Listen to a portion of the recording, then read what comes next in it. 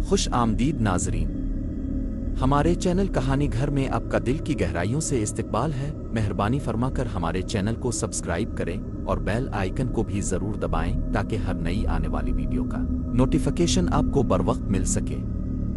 شکریہ۔ سردیوں کی وہ شام غیر معمولی طور پر خاموش تھی۔ اسلام آباد کے پرانے سیکریٹریٹ کی عمارت جو دن کے وقت فائلوں اور قدموں کی آوازوں سے گونجتی رہتی تھی، اس وقت کسی قبرستان کی طرح سنسان محسوس ہو رہی تھی۔ لمبے راہداریوں میں جلتی مدھم بتیاں دیواروں پر عجیب و غریب سائے بنا رہی تھی، جیسے کوئی نظر نہ آنے والی آنکھ ہر حرکت کو غور سے دیکھ رہی ہو۔ عمارت کے تیسرے فلور پر واقع کمرہ نمبر 12 میں عمر فاروق اپنی میز پر بیٹھا تھا۔ وہ ایک تجربہ کار سرکاری افسر تھا، ایسا افسر جس نے فائلوں میں دفن سینکڑوں کہانیاں دیکھی تھیں، کچھ جھوٹ پر مبنی، کچھ آدھے سچ اور کچھ ایسی جنہیں کبھی زبان پر نہیں آنا چاہیے تھا۔ عمر فاروق کے سامنے فائلوں کا ایک ڈھیر پڑا تھا، لیکن اس کی نظریں کسی ایک فائل پر جمی ہوئی تھیں۔ وہ فائل عام نہیں تھی۔ اس کے سرورق پر کوئی نمبر درج نہیں تھا، نہ کوئی واضح عنوان، بس ایک مدھم سا سرخ نشان، جیسے کسی نے جان بوجھ کر شناخت مٹانے کی کوشش کی ہو۔ عمر نے اس فائل کو پہلی بار 2 ہفتے پہلے دیکھا تھا، جب اسے ایک خفیہ شعبے سے اچانک حکم ملا تھا کہ وہ اس معاملے کی نگرانی کرے۔ حکم میں صرف ایک جملہ لکھا تھا، یہ فائل صرف اب کے لیے ہے اور اس کا وجود کسی اور کو معلوم نہیں ہونا چاہیے۔ یہ شروع میں عمر نے اسے معمول کی سرکاری چال سمجھا۔ اس نے سوچا کہ شاید کوئی سیاسی معاملہ ہوگا، کوئی حساس رپورٹ، مگر جیسے جیسے اس نے فائل کے اندر موجود دستاویزات کو پڑھنا شروع کیا، اس کے دل میں ایک عجیب سا بوجھ اترنے لگا۔ ان کاغذات میں نام تھے، ایسے نام جو سرکاری ریکارڈ میں کبھی اکٹھے نہیں ہونے چاہیے تھے۔ تاریخیں تھیں، ایسی تاریخیں جن پر سرکاری طور پر کچھ بھی پیش نہیں آیا تھا۔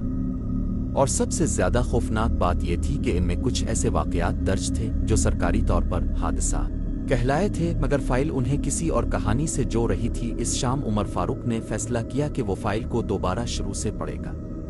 وہ جانتا تھا کہ کچھ فائلیں انسان کو بدل دیتی ہیں اور کچھ فائلیں انسان کو ختم کر دیتی ہیں، مگر پھر بھی شاید اس کے اندر کا افسر اس کا ضمیر اسے پیچھے ہٹنے نہیں دے رہا تھا۔ اس نے فائل کھولی تو پہلا صفحہ غیر معمولی طور پر خالی تھا۔ صرف نیچے ایک جملہ لکھا تھا، اگر آپ یہاں تک پہنچ چکے ہیں تو واپسی ممکن نہیں۔ عمر کے ہاتھ لمحہ بھر کے لیے رک گئے۔ اس نے ارد گرد دیکھا جیسے کوئی اسے پڑھتے ہوئے دیکھ رہا ہو۔ کمرے میں اس کے سوا کوئی نہیں تھا، مگر پھر بھی اسے احساس ہوا کہ وہ اکیلا نہیں ہے۔ اس نے گہری سانس لی اور اگلا صفحہ پلٹا۔ اس صفحے پر ایک نام درج تھا، کاشف نعیم۔ نام کے ساتھ ایک تاریخ اور نیچے لکھا تھا، لاپتہ۔ اس سرکاری ریکارڈ کے مطابق کاشف نعیم ایک معمولی سرکاری کلرک تھا جو 3 سال پہلے اچانک غائب ہو گیا تھا۔ فائل میں درج تفصیلات کے مطابق اس کی گمشدگی کوئی اتفاق نہیں تھی۔ عمر کو اچانک یاد آیا کہ کاشف نعیم کا نام اس نے کہیں سنا تھا، شاید کسی پرانی فائل میں یا کسی غیر رسمی گفتگو میں۔ وہ نام ذہن کے کسی کونے میں دفن تھا، مگر اب اس فائل نے اسے دوبارہ زندہ کر دیا تھا۔ جیسے جیسے عمر صفحات پلٹتا گیا، ایک پیٹرن واضح ہوتا گیا۔ ہر لاپتہ شخص کسی نہ کسی طرح ایک مخصوص شعبے سے منسلک تھا، اور ہر گمشدگی سے کچھ دن پہلے وہ شخص کسی فائل تک پہنچا تھا، ایک ایسی فائل جو سرکاری ریکارڈ میں موجود ہی نہیں تھی۔ رات گہری ہوتی جا رہی تھی۔ عمارت میں صفائی کرنے والا عملہ بھی جا چکا تھا۔ عمر کی میز پر رکھی گھڑی نے 8 بجنے کا اعلان کیا، مگر اسے وقت کا اندازہ ہی نہیں تھا۔ اچانک اس کے فون کی اسکرین روشن ہوئی۔ ایک نامعلوم نمبر سے پیغام آیا تھا، فائل بند کر دو، یہ تمہارے لیے نہیں ہے۔ عمر کا دل تیز دھڑکنے لگا۔ اس نے فوراً کھڑکی کی طرف دیکھا، مگر باہر اندھیرا ہی اندھیرا تھا۔ اس نے جواب لکھنے کی کوشش کی، مگر اس کے ہاتھ کانپ رہے تھے۔ اس نے پیغام ڈیلیٹ کر دیا اور فائل دوبارہ کھول لی۔ اب وہ رکنے والا نہیں تھا۔ اب یہ صرف ایک سرکاری معاملہ نہیں رہا تھا، یہ اس کی اپنی سلامتی کا سوال بن چکا تھا۔ چند منٹ بعد، جیسے ہی وہ ایک اہم صفحہ پڑھنے والا تھا، اچانک لائٹس بجھ گئیں۔ پورا کمرہ اندھیرے میں ڈوب گیا۔ صرف ایمرجنسی لائٹ کی سرخ روشنی کمرے کو خوفناک بنا رہی تھی۔ عمر نے ٹارچ جلائی اور فائل کی طرف دیکھا۔ اس کا دل جیسے رک سا گیا۔ فائل غائب ہو چکی تھی، وہ فائل جو چند لمحے پہلے اس کے سامنے تھی اب میز پر موجود نہیں تھی۔ عمر نے گھبرا کر ارد گرد دیکھا، میز کے نیچے، الماریوں میں، مگر فائل کہیں نہیں تھی۔ اس کے ذہن میں ایک ہی خیال گونج رہا تھا، اگر فائل لاپتہ ہو گئی ہے तो अगला कौन? इसी लम्हे दरवाजे पर हल्की सी दस्तक हुई। उमर ने दरवाजे की तरफ देखा। इसका सांस रुक चुका था और यही वो लम्हा था जब इसे एहसास हुआ कि ये कहानी अभी शुरू हुई है। दरवाजे पर दस्तक की आवाज़ हल्की थी, मगर इस खामोश इमारत में वो आवाज़ गूंज बनकर उमर फारूक के कानों से टकरा रही थी। इसने घड़ी की तरफ देखा। रात के 9 बज रहे थे। इस वक्त इस फ्लोर पर किसी का होना गैर मामूली बात थी। उमर ने एक लम्हे के लिए सोचा कि दरवाज़ा ना खोले, मगर फिर इसे एहसास हुआ कि खामोश रहना शायद खुद को मज़ीद मशकूक बनाना था। इसने गहरी सांस ली और आहिस्ता से दरवाज़ा खोला। सामने एक उधेड़ उम्र शख्स खड़ा था, जिसका चेहरा थकन और खौफ के अजीब इम्तिजाज से भरा हुआ था।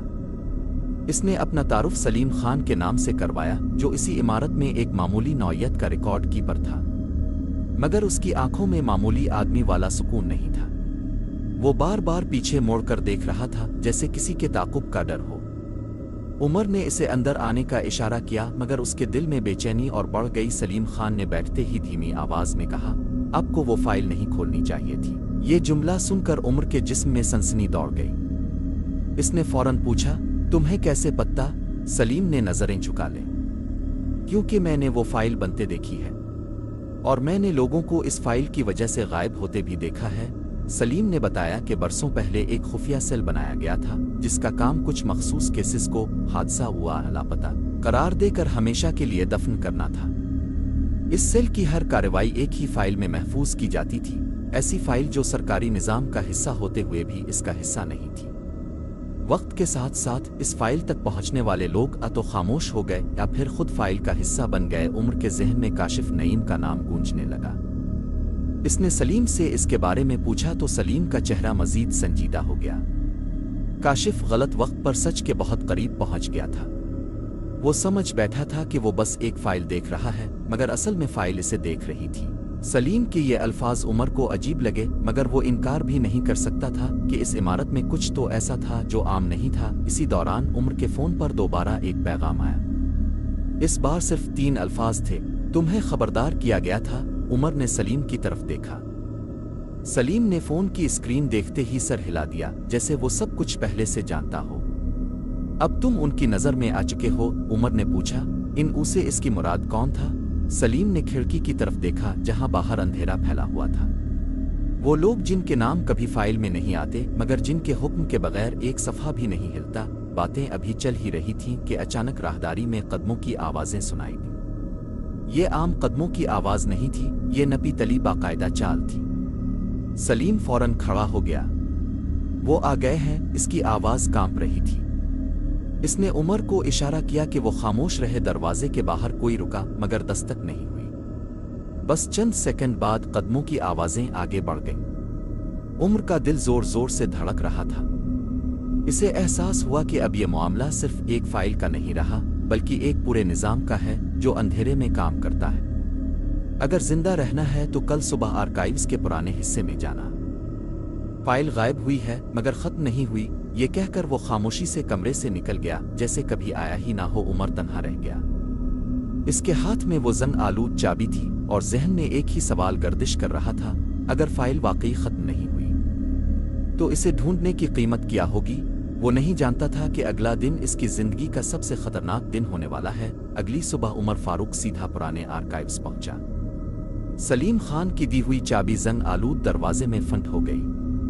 अंदर एक अलमारी में वही लापता फाइल मौजूद थी। इस बार उसके सरवरक पर नया सफ़ा लगा था। उमर ने खोला तो इसका नाम लिखा था। सामने एक लफ्ज़ था, निगरान। वो फाइल ने सब कुछ वाज़े कर दिया। ये कोई एक केस नहीं, बल्कि एक जिंदा निज़ाम था। जो भी सच के करीब पहुंचता तो गायब कर दिया जाता, फिर इसी निज़ाम का हिस्सा बना दिया जाता था।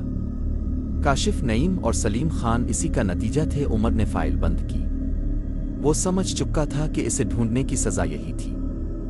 इसने फाइल वापस रख दी और खामोशी से बाहर निकल आया। कुछ दिन बाद सरकारी रिकॉर्ड में इसका नाम एक नए बेनाम ओहदे के साथ दर्ज हो गया। फाइल महफूज थी और अब वो भी कहीं ना कहीं एक नई फाइल खिल चुकी थी, किसी और के नाम से।